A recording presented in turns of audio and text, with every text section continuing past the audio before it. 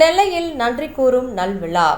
ஆழ்வார் திருநகரி இந்து மேல்நிலைப் பள்ளியின் தலைமை ஆசிரியராக பணிபுரிந்து ஓய்வு பெற்ற ராமசாமி அவர்களின் பணி நிறைவை முன்னிட்டு நன்றி கூறும் நல்விழா பாளையங்கோட்டை வி.எம். சித்திரம் அருகில் உள்ள லட்சுமி மகாலில் வைத்து நடைபெற்றது.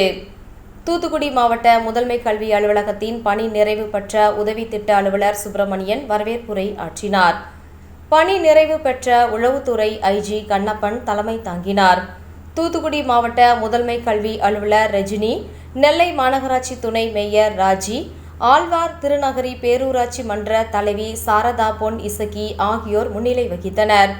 நெல்லை மதிதா இந்து கல்லூரி முதல்வர் பாலசுப்பிரமணியன், வழக்கறிஞர் ராமநாதன், சமூக ஆர்வலர் திருமாறன், இந்து மேல்நிலைப்பள்ளி செயலாளர் ஆதிநாதன், பாளையங்கோட்டை சட்டமன்ற உறுப்பினர் அப்துல் வகாப், தூத்துக்குடி மாவட்ட கல்வி அலுவலர் குருநாதன், திமுக நிர்வாகி வல்லநாடு முத்து ஆகியோர் வாழ்த்துரை வழங்கினர்.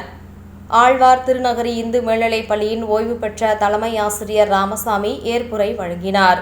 தொடர்ந்து நிகழ்ச்சியில் தொழிலதிபர்கள், அரசியல் கட்சி நிர்வாகிகள், சமூக ஆர்வலர்கள், கவிஞர்கள், உற்றார் உறவினர்கள், நண்பர்கள் உள்பட பலர் கலந்து கொண்டு பாராட்டினர். நூலகர் முத்துகிருஷ்ணன் நன்றி கூறினார். ஆசிரியர் சரவணகுமார் நிகழ்ச்சிகளை தொகுத்து வழங்கினார்.